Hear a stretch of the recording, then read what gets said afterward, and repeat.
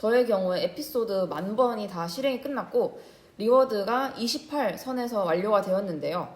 스크롤을 올려서 에피소드 초반에는 어땠는지 한번 확인해 보니까 이때는 리워드가 한 22, 23 이 정도 선이었던 걸 확인할 수 있습니다. 어느 정도 리워드가 올라간 것으로 보이는데요. 실제로 그러한지 한번 볼게요. PMSP 폴더를 탐색기에서 여시고 아웃풋에 들어가셔서 방금 만드신 키워드대로 생성된 폴더에 들어가면 로그와 모델, 그 다음에 컨피규레이션을 저장한 제이슨 파일이 있습니다.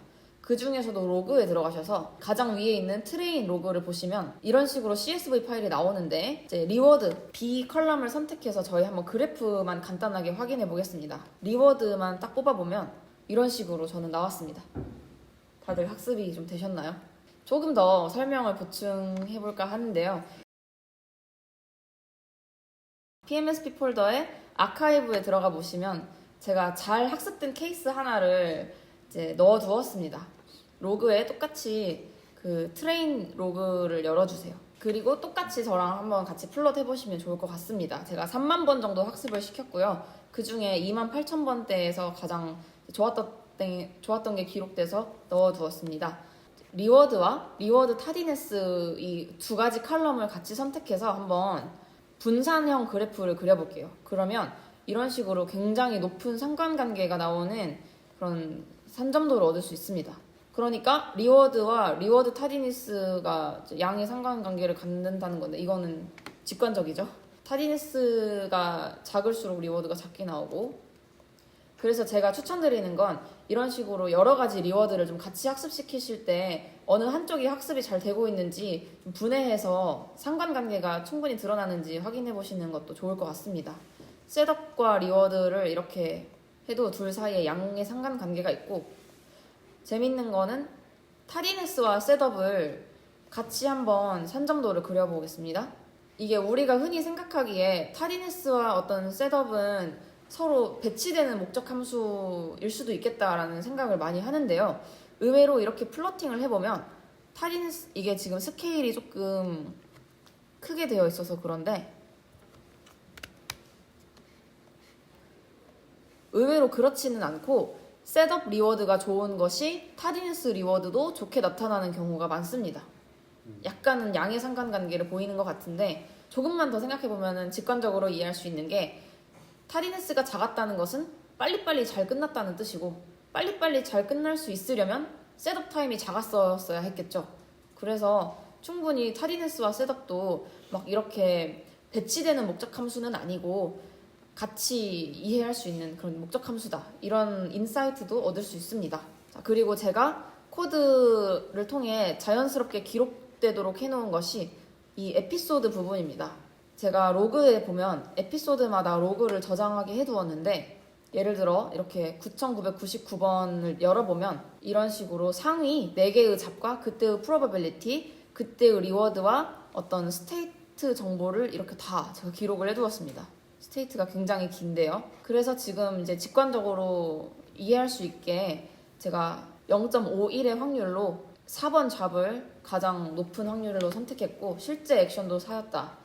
두 번째의 경우에는 62%의 확률로 이 에이전트는 24를 선택하라고 했는데 24를 선택하지 않고 16이 나왔네요. 그래서 24를 한 번 더 강조합니다. 이 친구가 84의 확률로 이번에는 24 아까 뽑았어야지 제발 뽑아. 그래서 진짜로 이제 뽑았고, 그런 식의 어떤 에이전트가 어떻게 동작하는지를 이해할 수 있습니다. 이쪽 셀에 보시면 이 에이전트가 57%의 확률로 42번을 뽑으라고 이제 강요했는데 이 에이전트가 실제로 8을 뽑으니까 또 화가 나서 74%로 확률을 올렸습니다. 이렇게 해도 안 뽑아? 그래서 이번에는 이제 잘 뽑은 걸 확인할 수 있네요. 이런 것들이 곳곳에서 드러납니다. 그래서 디버깅을 할 때 조금만 더 꼼꼼하게 코드를 짜셔서 이런 거 다 출력해볼 수 있게 하시는 게 시간 낭비를 저는 줄이는 방법이었던 것 같습니다. 근데 그러면 에피소드 1에서는 초반에는 어떤 식으로 했었는지 한번 볼까요? 이건 날아갔네요. 에피소드 0에서는 학습이 아직 진행되기 전이라서 지금 잡 같은 것들이 되게 두서없이 2%의 확률로 그냥 거의 무작위하게 나오는 걸 볼 수가 있습니다. 잡이 50개니까 각각 2%씩 확률을 부여했다라고 설명할 수 있는 거죠. 마스킹된 확률도 한번 찍어보았는데 마스크드 된 걸 보시면 이제 마지막 잡의 경우에는 다른 모든 잡이 이미 없어졌으므로 확률이 1로 3을 뽑은 거라고 이해를 할 수가 있습니다. 이제 여기까지 다들 잘 따라오셨으면 모델을 한번 테스트해보는 그런 과정도 말씀드려 보려고 합니다. 이게 한 3만 번까지 가면 학습이 웬만하면 잘 되니까 한번 해보시길 추천드릴게요. 모델을 불러오는 부분입니다.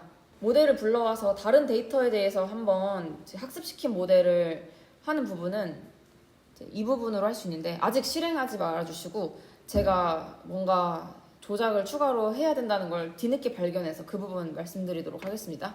일단 모델 패스를 이렇게 그 파이토치 모델이 있는 경로를 이렇게 선언해 줍니다. 그리고 로드 스테이트 딕셔너리라는 이 메서드를 활용해서 에이전트에게 그대로 이식을 해주면 되는데요. 그 수정해야 하는 부분은 저희가 이제 테스트.점 파일을 확인해 주시면 되는데 기본적으로는 2번 데이터 파일을 가지고 학습을 진행했을 텐데 그걸 뭐 1번으로 바꿔보셔도 될 것 같습니다.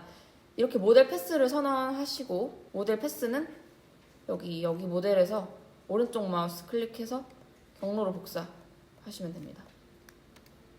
이렇게 경로를 지정해 주시고 그 다음에 CFG 파일로 한번 들어가셔서 이 트레인 로그를 한번 초기화하는 이 부분을 꼭 주석 처리해 주셔야지 안 그러면 저희가 애써 설정했던 모델 애써 얻어냈던 그 학습 로그가 다 날아갑니다. 이게 한번 호출돼 버리기 때문에 초기화 과정에서 테스트 돌리실 때는 이 부분 꼭 주석 처리해 주세요. CFG의 49번 줄입니다. 제가 만들어서 이제 넣어드린 28,000번대 그 모델로 한번 해보시면 좋을 것 같은데 한번 실행시켜 볼게요. 제가 이번에는 환경에서 이렇게 디버그 모드를 true로 해두었기 때문에 여기 콘솔 창에 상세하게 어떤 시간에 언제 어떤 일이 일어났는지가 다 출력됩니다. 처음에 이제 47이라는 액션을 골랐던 거고 맨 마지막으로 내려보시면 이때의 리워드가 30이나 되는 좋은 값이 찍혔네요. 그래서 지금 이 에이전트가 굉장히 성능이 좋았던 걸 알 수 있습니다. 그런데 여기서 데이터를 1번으로 바꿔서 해볼까요? 데이터를 1번으로 바꿔서 해보시면 이때는 23점이 나옵니다. 어쩔 수밖에 없는 게 지금 이 모델은 저희가 아까 교수님께서는 프로세싱 타임에 변동성도 있을 것이고 릴리즈 타임이나 그런 도착 시간이 굉장히 랜덤할 것이다. 실제 제조 현장과 비슷하게 그렇게 이루어진다라고 설명을 해주셨는데 이번에 제가 실습을 위해 그런 변동성들을 다 제거하고 같은 방식으로 계속 생성되는 똑같은 잡들의 모임, 똑같은 잡들로만 구성을 해두었습니다. 그래서 어떻게 보면 약간 오버피팅이 일어난 거라고도 할 수 있는 거죠. 3번을 대상으로 실행을 해봐도 22라는 점수가 저는 나왔습니다. 그러니까 데이터 2번에 대해서는 30점이었지만 나머지 두 가지 데이터에 대해서는 썩 그렇게 좋은 성과는 아니었던 것 같아요. 이제 이거를 해결하려면 조금 더 일반화된 방법으로 스테이트를 구성해야 할 거고 뭔가 스테이트 표현도 좀 다시 해보는 그런 게 필요할 것 같습니다. 이 정도로 실습은 마무리할 텐데 어떤 한계가 있는지 좀 설명드리려고 합니다. 다음에 이제 개발하실 때는 이런 점 생각해 주시면 될 것 같습니다. 일단 저의 실습 모델은 지금 데이터 2번 파일 매번 같은 데이터를 활용하러 학습하도록 되어 있습니다. 그렇기 때문에 새로운 문제 데이터에 대한 어떤 로버스트니스는 없는 거죠. 그래서 PMS 클래스 내부에서 generated 잡스 이런 함수를 좀 변형해서 매 에피소드마다 새로운 문제를 생성하도록 변경하면 좀 일반화하는 데 도움이 됩니다. 그리고 지금 스테이트 크기가 저희가 잡과 머신의 개수에 종속적으로 결정되도록 아예 딱 정해져 버렸는데요. 스테이트 크기를 일단 잡의 개수인 50개를 딱 박아놓고 시작하기 때문에 이 모델을 그대로 다른 개수의 문제를 해결하는 환경에 사용할 수는 없는 거죠. 이걸 해결하는 방법이 스테이트를 일단 잡과 머신의 개수와 무관한 어떤 지표로 위주로 설계하고 그 다음에 특히 RNN 같은 구조의 학습 네트워크를 활용해서 인풋 시퀀스가 얼마나 되든 그때그때마다 답을 뱉어낼 수 있는 그런 시퀀스형 네트워크를 쓰면 도움이 됩니다. 그렇게 하는 게 저희 연구실에서 하는 걸로는 포인터 네트워크라는 시퀀스 투 시퀀스 기반의 알고리즘이 있고요. 그 다음에 현재 제가 변동성을 다 제거해 두어서 매번 같은 잡을 대상으로 문제 맞추기를 하고 있는 그런 상황이라고도 볼 수가 있습니다. 그렇기 때문에 프로세싱 타임 같은 것들에 랜덤한 노이즈를 추가하면 일반화하는데 좀 더 도움이 될 것 같습니다. 모델이 잘 수렴하지 않는 문제도 발생했었는데 특히나 제가 이번 실습 준비하면서 느낀 게 코드가 의도대로 동작하는지 내가 정말 그 인덴테이션을 잘 했는지 while 문 안에 뭐 트레인 코드가 들어가 있지는 않은지 이런 것들 정말 잘 체크하셔야 합니다. 이걸로 제가 낭비한 시간이 너무 많기 때문에 말씀드리고 싶었고, 그 다음에 제가 조금 더 실험을 해본 바로는 이 문제를 리인포스 알고리즘으로 풀려고 하면 잘 되지 않습니다. 왜 그런지 한번 생각해 보시면 좋을 것 같은데, 여기 답이 사실 나와 있죠.